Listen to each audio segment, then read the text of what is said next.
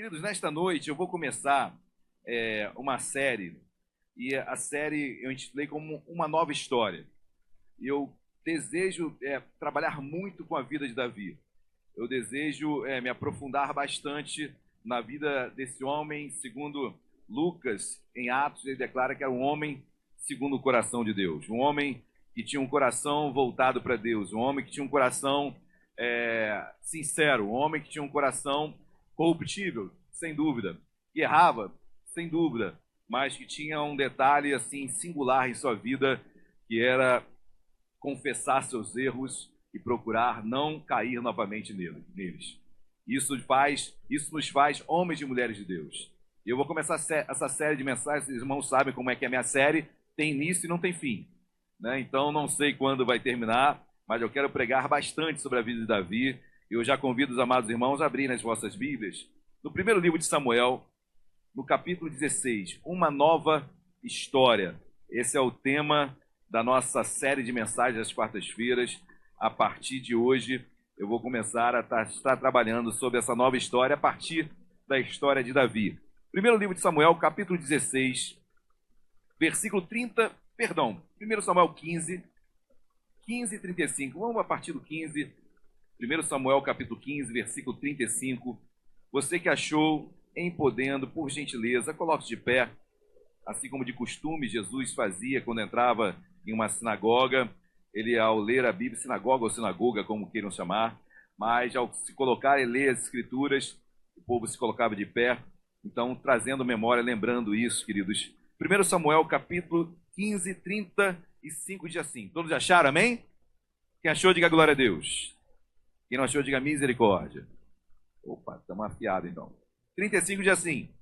Nunca mais viu Samuel a Saul, até o dia da sua, porém, tinha pena de Saul.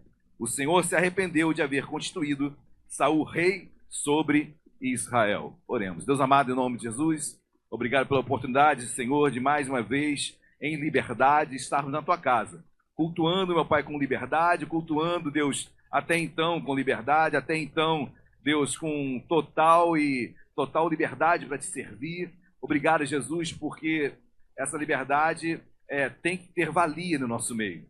Não pode ser um álibi para esfriarmos. Senhor, enquanto estamos aqui, outros estão, Deus, implorando, ou guerreando, ou buscando uma folha de uma Bíblia para ser lida. Deus, obrigado pelo prazer que nós temos e a disponibilidade que a temos aqui nos dias de hoje para lermos e nos debruçarmos e meditarmos nela. Fala conosco nesta noite, meu Pai. Uma nova história tu tens para mim, para todos que aqui estão. Uma nova história, uma história de quebrantamento, de conquista, uma história de renovo, uma história de quedas e uma história de levantar, uma história de perdão e uma história, meu Pai, de arrependimento, uma história, Deus, de coração quebrantado. Senhor, fala conosco nesta noite e nas demais quartas-feiras. Tenha liberdade para falar no nosso meio, Jesus. E usa-me em nome de Jesus. Amém e amém. Podem se assentar. Queridos, estamos no momento agora da história de Israel, onde, acabando o período de juízes, o último juiz de Israel foi Samuel. O último juiz foi Samuel. E nesse período conturbado que foi o período de juízes, começa a clamar por um rei. Deus nunca teve em seu coração um rei, um homem reinando sobre Israel. Deus sempre quis uma teocracia. Deus sempre quis ele ser o rei do seu povo. Mas o povo, olhando para os demais vizinhos, os povos vizinhos, e todos eles tinham um rei, o povo começa a indagar Samuel. Queremos um rei. E Samuel, revoltado com isso, Samuel, triste por causa do pedido daquele povo. É interessante que Samuel se vira para orar para Deus, e Deus fala: Samuel, acalma teu coração. Dá um rei para eles. Eles vão ver o que é estar debaixo do jugo de um rei e não está debaixo do meu jugo. E assim Deus permite. O primeiro rei que é levantado, nós conhecemos também, foi Saul, o primeiro rei levantado, e Saul foi um péssimo rei. Já como introdução, já para que o povo experimentasse o que é ter um reinado de um homem físico, de um homem presente, Saul foi um péssimo rei. E Deus chega um momento de se entristecer demais por ter levantado Saul como rei. Samuel também super triste. A Bíblia diz que Samuel teve pena de Saul. Olha que diz versículo 35. Vamos lê-lo novamente.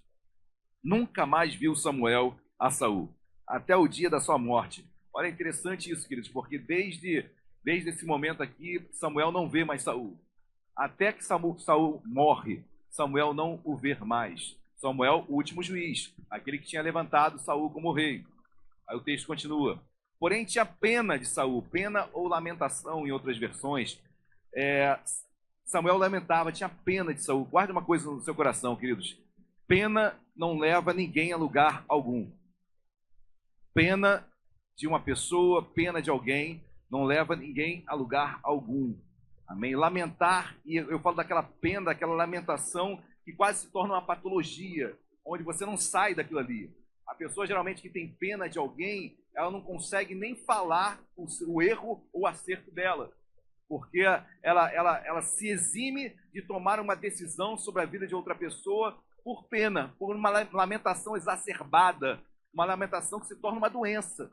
E você tem tanta pena que você não consegue nem se dirigir à pessoa para falar, olha, você está errado nisso, naquilo. E você acaba se eximindo de uma obrigação que você tem de falar até ela, olha, você precisa mudar disso. Samuel, você tem a obrigação de chegar até Saul, mas tenho pena de Saul. E aí fica passando pano em cima de Saul. Não, você tem que amar Saul falando a verdade. Às vezes não tomamos decisões, não falamos com pessoas, porque temos pena do que pode acontecer com ela. É claro que tem que ter muita sabedoria, muito bom senso no falar. Tem pessoas que falam, eu falo mesmo. Eu posso te falar a verdade na cara. Você é grosso. É outra coisa, né? Então a pessoa pode falar a mesma verdade com carinho, com amor, com bom senso, com palavras reguladas, para que aquela pessoa possa receber a verdade, mas também não se magoar com a forma com a qual, ou seja, a forma com a qual eu falo, às vezes muda totalmente o que eu queria falar. Então, quando eu vejo esse texto, queridos, Samuel com pena de Saul, eu quero extrair algumas verdades sobre isso, porque o texto continua no versículo 35. O Senhor se arrependeu de haver constituído Saul rei sobre Israel. Esse se arrepender aqui no hebraico é mais de tristeza. Deus não se arrepende, ok, queridos? Se Deus sabe de todas as coisas, como é que ele vai se arrepender de algo que ele fez? Deus não se arrepende, não há arrependimento em Deus. Mas a gente diz que no hebraico, o idioma hebraico, as palavras no hebraico são muito pobres em significados. Nós chamamos de palavras polissêmicas. Uma palavra tem vários significados. Aí quando vai para uma tradução do português, uma palavra no hebraico tem uma pobreza de significados, no português ela tem N possibilidades, é uma palavra polissêmica, então o tradutor vai tentando botar a palavra que mais se achega ao contexto, e se arrepender na verdade, fere o contexto, fere o caráter de Deus. Deus não se arrependeu, Deus se entristeceu. Sabe o que é isso, querido? Deus sabia que Saul seria rejeitado como rei, Deus sabia. Mas quando a constatação existe, quando de fato ocorre, Deus se entristece. Deus sabe quando você vai errar, Deus sabe quando eu vou pecar, sabe. E quando eu peco, Deus sabia, mas o Espírito Santo se entristece, porque é a constatação do erro. Constatação. Então, leia assim, o Senhor se entristeceu de haver constituído Saul rei sobre Israel. Eu quero pregar sobre uma nova história, queridos. E nessa nova história eu quero mergulhar bastante na vida de Davi, porque Davi é esse homem que vai ser chamado agora por Deus. Eu quero olhar nessa história, nesse começo de história, eu quero extrair 6 verdades do chamado de Davi. O capítulo 16, versículo 1 diz assim: Disse o Senhor a Samuel, até quando terás pena de... Até quando? Ou seja, passou da hora já. A pena se transformou em patologia. Samuel, você não sai do lugar. Samuel, nessa pena você não avança mais. Nessa pena sobre Samuel, você não consegue nem ver que precisa ser constituído um outro rei.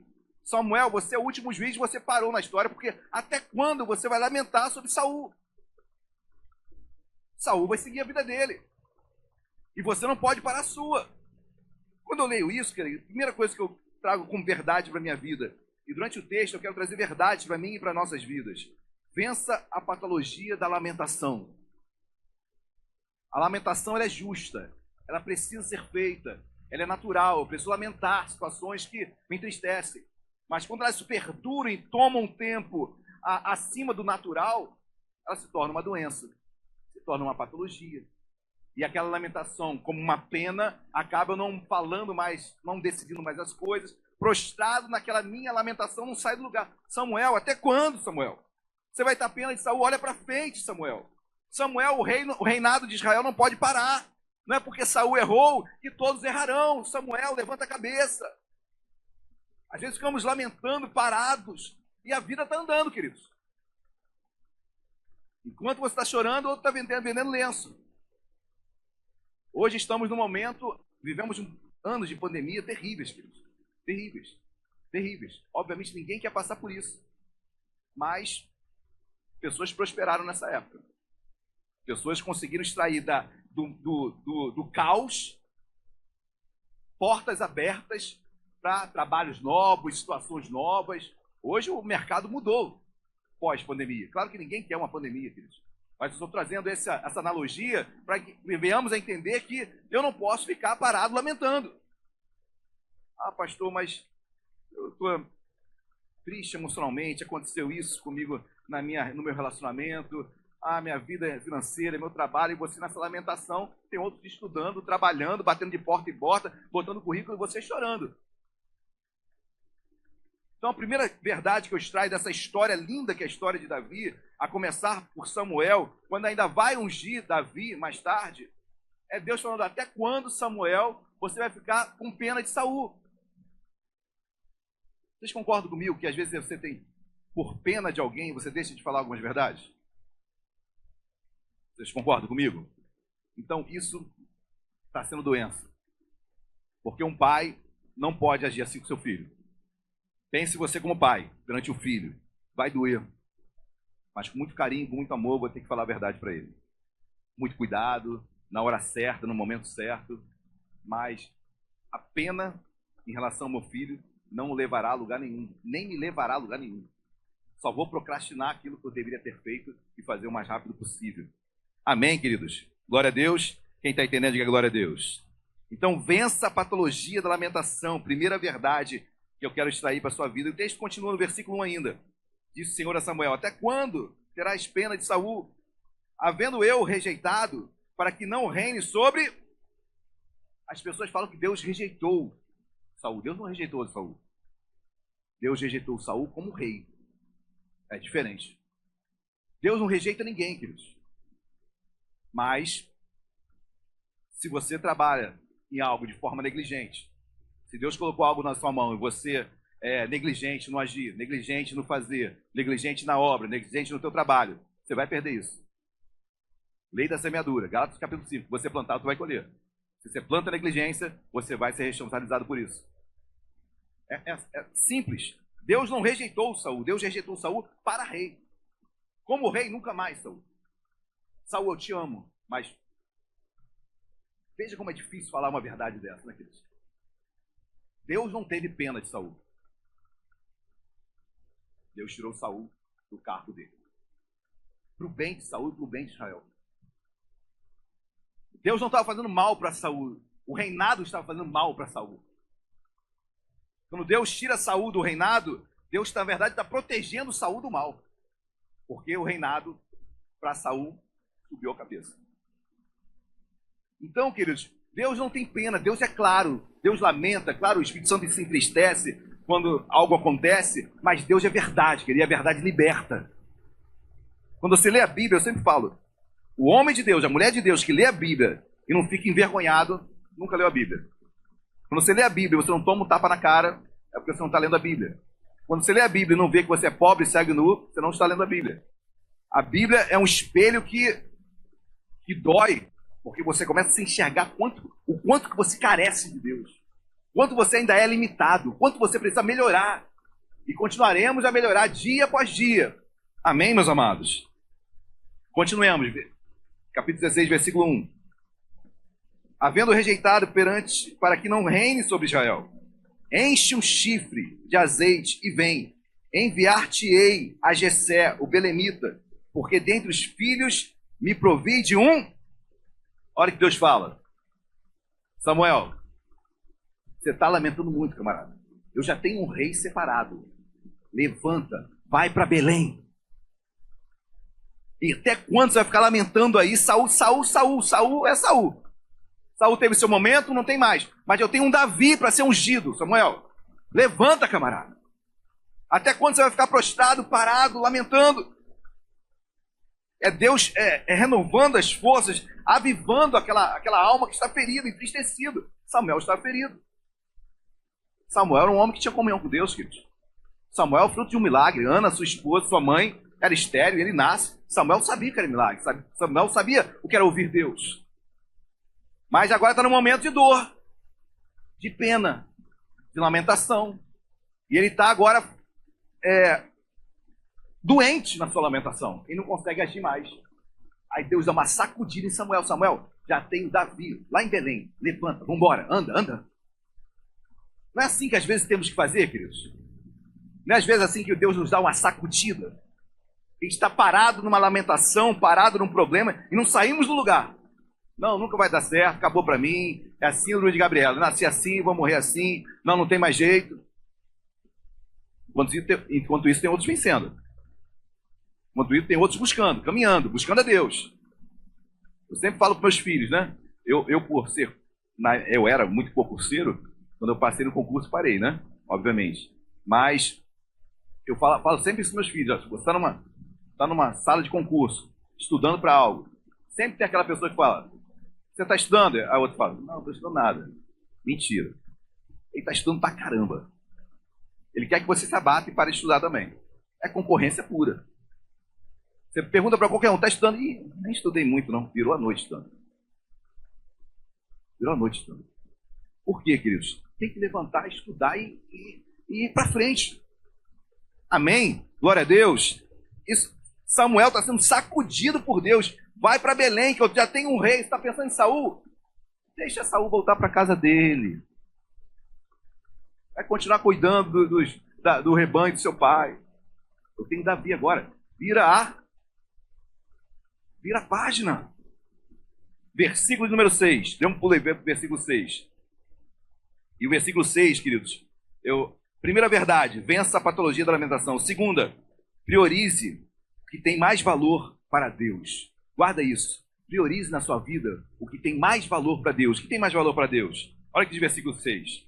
Sucedeu que, entrando eles, viu Eliabe. Samuel entrou na casa de Jessé, ok? Para ungir Davi. Vou repetir o versículo 6. Sucedeu que, entrando eles, viu Eliabe e disse consigo, certamente está perante o Senhor o seu ungido. Chega o primeiro filho de Jessé, e quando chega Samuel, opa, olha como era Eliabe. Eliabe, no hebraico, é Deus é meu pai. Então o nome do camarada já chama atenção, né? Ele está chegando aí, Deus é meu pai. Opa, é esse ungido. Esse é o novo rei. Aí o versículo 7 diz, porém, disse o Senhor a Samuel, olha que interessante, querido. Samuel, ele não pronunciou isso. No coração, ele intimamente, ele pensou, esse é o rei. Deus que sonda e esquadrinha corações, olha o que diz no versículo 7. Porém o Senhor disse a Samuel, não atentes para a sua aparência, nem para a sua altura, porque eu rejeitei. Porque o Senhor não vê como o homem, não vê como vê o homem. O homem vê o exterior, porém o Senhor vê o coração. Deus está preocupado com caráter. Deus não está preocupado com altura, postura, intelecto. Tudo isso é muito importante, queridos, ok? Cuide do seu corpo, estude. Mas isso não entra no céu. O que entra no céu é um coração quebrantado. É um caráter de um homem segundo o coração de Deus. E Deus fala, olha, Samuel, não importa a altura. Poxa, mas é Eliabe, olha o nome dele. Olha como ele é alto, olha como ele é forte. Ele é semelhante a Saul. Saul também era muito forte. E Deus fala, eu não vejo como o homem vê. Eu não estou preso a estereótipos. Eu não estou preso a crentez. Eu não estou preso à maneira de falar, de se vestir. Eu não estou preso a frequentar a igreja apenas. Eu estou preso àqueles que têm um caráter transformado por mim. Um caráter segundo o caráter de Deus. Um coração segundo o coração de Deus. Era isso que Deus está à procura. É isso que Samuel tinha que entender que o próximo rei deveria ter. Por isso que a segunda verdade, guarde isso. Priorize o que tem mais valor em Deus. Priorize o espiritual. Priorize a leitura da palavra. Priorize a comunhão com Deus. Priorize trabalhar ministerialmente. Cuide do teu corpo, cuide da tua alma, mas priorize o teu espírito. Porque Mateus vai dizer que, olha, não tema aquele que pode matar o corpo, o diabo. Mas tema antes aquele que pode fazer perecer no inferno, tanto o corpo como a alma. Tema a Deus, queridos. Somente Deus pode permitir que você pereça num lugar onde você não quer. É esse que eu tenho que temer. Amém? Priorize teu espírito, a tua comunhão com Deus. O Espírito Santo fala com o nosso espírito. O Espírito Santo não fala com alma nem corpo. O Espírito Santo fala com o nosso espírito. Priorize a tua comunhão com Deus. Seja um homem segundo o coração de Deus. Samuel, é isso que eu quero ver no próximo rei. Samuel, você está olhando ainda o estereótipo, a aparência. Quem está entendendo, diga glória a Deus. Priorize o que tem mais valor para Deus, que é caráter. Caráter segundo Deus.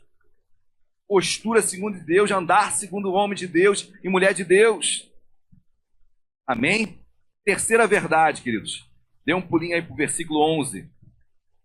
Olha aqui de versículo 11. Perguntou Samuel a Jessé, porque já tinha se passado o segundo filho, o terceiro filho, o quarto filho, o quinto filho, o sexto filho, o sétimo, o número da perfeição. Também não era o sétimo. Os 7 filhos que passaram, os engomadinhos, foram lindos lá para casa, todos arrumadinhos, bonitinhos. E cada um que entrava, Samuel falava, Deus falava para Samuel, não é esse, não é esse, não é esse, não é esse. Aí chega no versículo 11, perguntou Samuel a Jessé, acabaram-se os teus filhos? Ele respondeu, ainda falta o mais moço, que está apacentando as... Para aqui, queridos. Eu quero que você se coloque agora, esse mais moço é Davi. Eu quero que você se coloque agora no lugar de Davi por um instante. Vendo seus 7 irmãos indo para casa, arrumados, cheirosos, com expectativas de serem levantados como rei. E Davi, esquecido, rejeitado pelo seu pai, trabalhando, cuidando das ovelhas.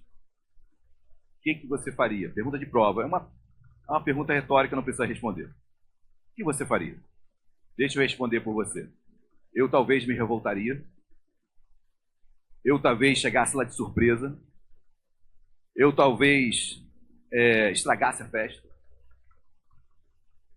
Ou talvez eu trabalhasse com as ovelhas de forma negligente, deixasse uma ovelha fugir. Ah, meus irmãos não estão aqui, como é que eu vou cuidar desse rebanho todo? Meus 7 outros irmãos estão em casa, enquanto eu trabalhando sozinho, fugiram 10 ovelhas. Eu abri a porta e deixei fugir. Ele não ia falar isso, mas... Podia ou não podia, queridos? Está errado? Claro que está errado, mas podia ou não podia? Podia. É de se imaginar que isso poderia acontecer. Mas Davi fica cuidando das ovelhas. Terceira verdade, guarda isso. Uma nova história. Obedeça a seus pais. Honre-os. Davi obedeceu seu pai. Por mais que ele tivesse inúmeros motivos lícitos, até para não aceitar aquela determinação do pai, ele honrou o pai. Ele permaneceu trabalhando. Ele permaneceu com o gado, com as ovelhas. Ele não se rebelou contra os pais. Ele não se rebelou. Ele permaneceu cuidando das ovelhas. Enquanto seus 7 irmãos estavam em casa, bonitos, cheirosos, prontos para comer. E seu pai ali, a família toda reunida, e Davi cuidando das ovelhas. Queridos, honrar pai e mãe é princípio de vida. Quem quer viver muito nessa terra? Muitos anos nessa terra? Honre pai e mãe. Promessa de Efésios capítulo 6. Seus dias nessa terra serão prolongados. Quer viver mais? Honra pai e mãe. Pastor, quando que eu não devo honrar pai e mãe? Quando ele ferir a Bíblia. Se a determinação de um pai e de uma mãe é para você ir contra a palavra de Deus, Deus está acima do pai e mãe. Mas cuidar de ovelha não é ferir princípio de Deus. E Davi, mesmo insatisfeito, mesmo sendo rejeitado pelos pais, ele honra. Filhos, eu sei que nem todos tiveram a melhor família. Dizem que existe um termo chamado famílias disfuncionais, né? Eu estou para encontrar funcional.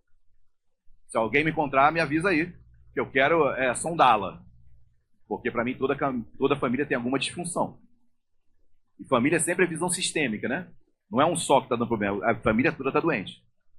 Por isso que tem aconselhamento de família, né? Que é importante reunir os familiares todos para serem ouvidos.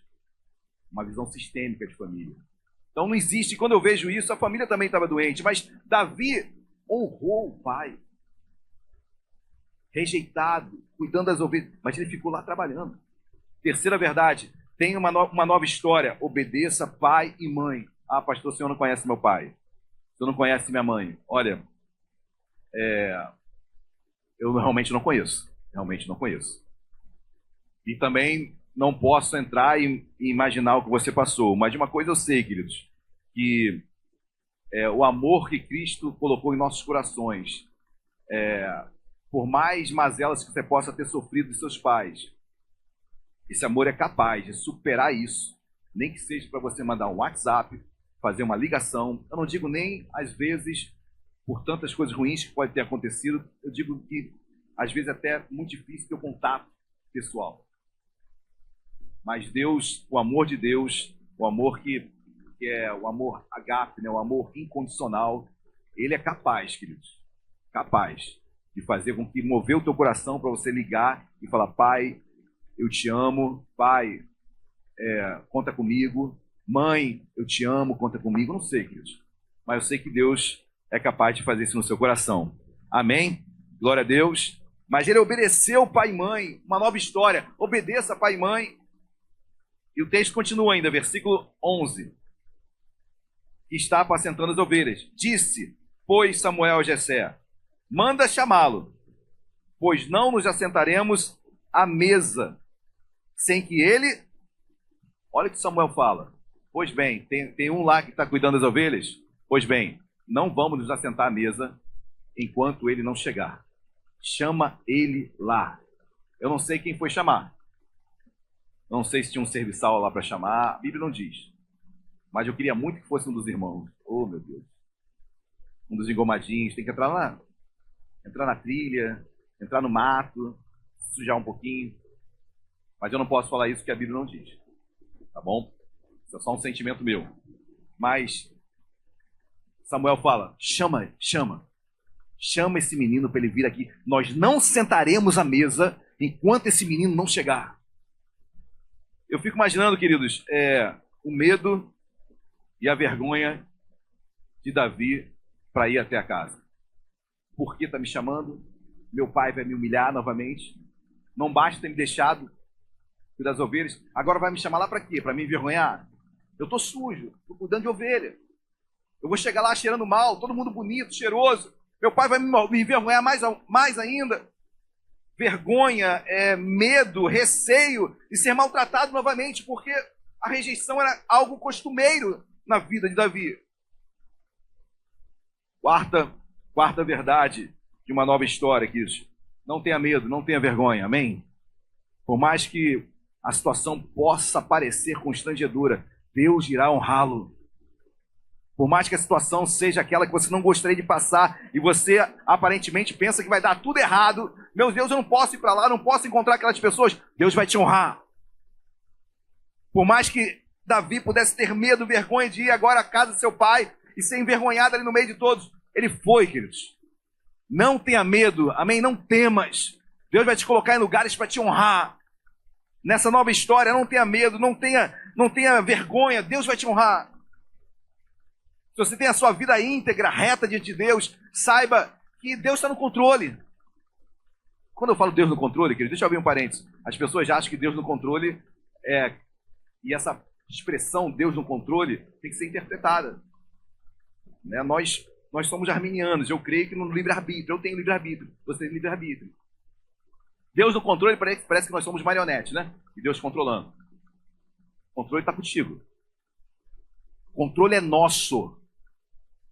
Deuteronômio 28, escolhe a bênção ou a maldição. Quem vai escolher é você, não é Deus. Deus só vai dizer, vai para a direita, vai aconselhar. Lá é bênção.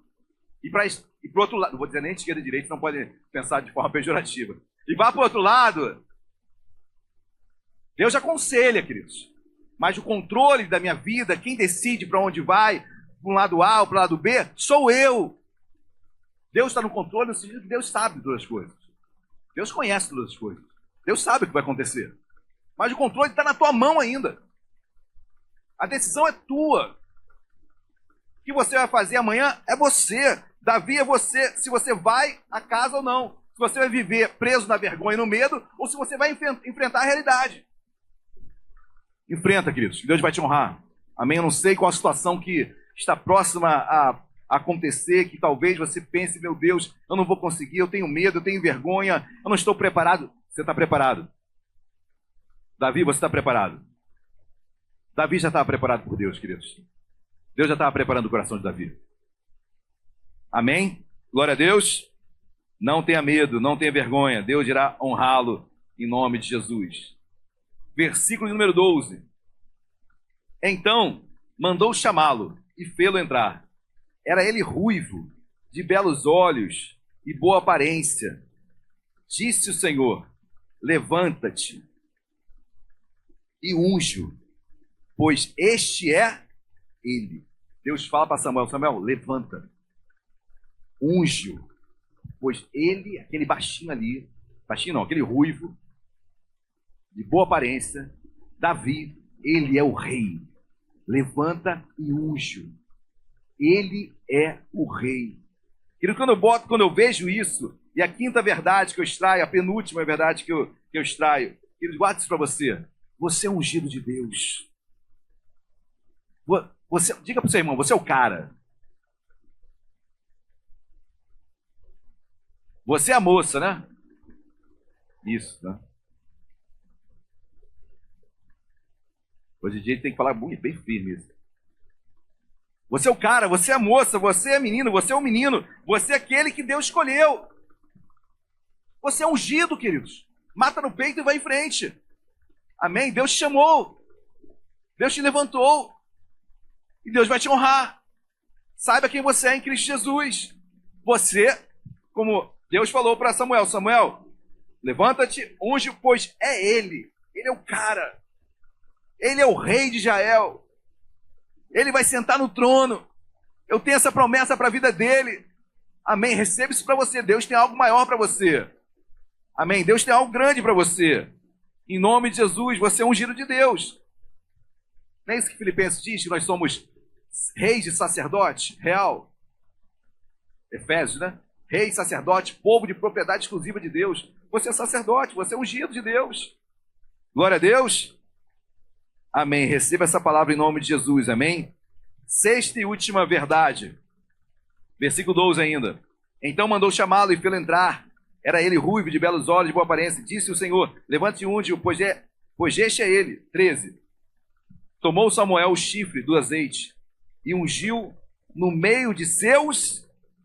E daquele dia em diante, o Espírito do Senhor se apossou de Davi. Então Samuel se levantou e foi para... Samuel ungiu Davi aonde, queridos? Não podia ser no cantinho, não, da casa? Não podia ser no lugar discreto, não? Não podia ser em particular? Não. No meio dos irmãos. No meio dos engomados. No meio dos que se achavam melhores. Nos meios que se achavam mais doutos, mais conhecedores.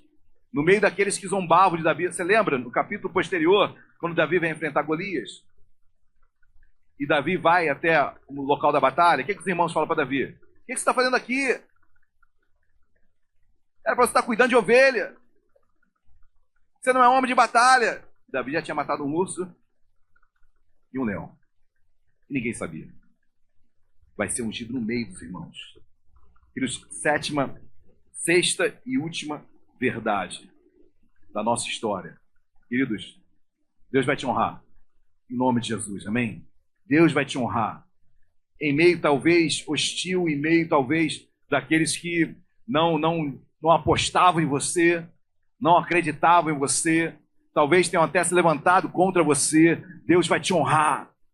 Davi, você vai ser ungido aqui no meio dos teus irmãos. Os irmãos, o pai, todo mundo ali. Chama Davi. Dá licença, deixa Davi entrar. Tá cheirando mal. Tá vindo aqui cuidando de ovelha. Entra aqui no meio dos teus irmãos. Vocês estão vendo aqui, todos? Davi agora é rei. Davi agora está sendo ungido rei. Davi está sendo honrado agora na frente dos irmãos. Amém, queridos? Toma isso para a tua vida. Senhor, eu sei que a hora vai chegar. Eu sei que o momento em que Deus vai me honrar, onde eu estou, no teu trabalho, na tua faculdade, na tua escola, não sei como, na tua família. Queridos, a nossa oração não é para envergonhar os outros, irmãos, não. Né? Nossa oração não é oração de vingança. Amém? Se você está fazendo esse tipo de oração, joga por terra.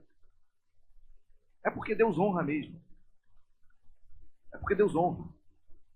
Não é porque eu estou orando para que meus irmãos, aqueles que se levantaram contra mim, pagarão em vingança, verão a minha conquista e ficarão tristes. Não, a nossa oração não é essa. A minha oração é fato, Deus vai me honrar. Doa quem doer. Amém? Deus vai te abençoar, queridos. Se você tiver esse coração, essa nova história, como Davi começa a ter, Deus vai te honrar. Deus vai te destacar. Deus vai te colocar em lugares que outrora você nem imaginava. Esse menino excluído era o 8º de uma família. Até pela numerologia bíblica que tentam falar alguma coisa, ele não era o 7º, é o número da perfeição. Era o 8º, esquecido. Deus vai lá e chama aquele menino, bota no meio dos irmãos. Eu vou te honrar. Ele é o cara, ele é o rei de Israel a partir de hoje. A gente sabe que ele só vai sentar no trono muitos anos depois, né? Mas ungido agora. Aí é uma outra história, né, queridos? Ungido rei e sem trono. Essa é uma outra pregação. Ungido rei, mas sem trono. Você estaria preparado para saber quem você é e mesmo assim não tomar posse da tua vitória? Alguns não estão. Alguns tentariam antecipar, passar a perna em alguém. Peraí, eu já sou rei, já sou ungido, me dá que isso é meu. Você conseguiria esperar? Deus te dando um presente, falando, olha, você vai receber isso. Você tem isso, aquele lugar é teu. Você conseguiria passar para aquele lugar e ver outra pessoa sentada? Davi esperou, na hora certa ele recebeu essa bênção, queridos.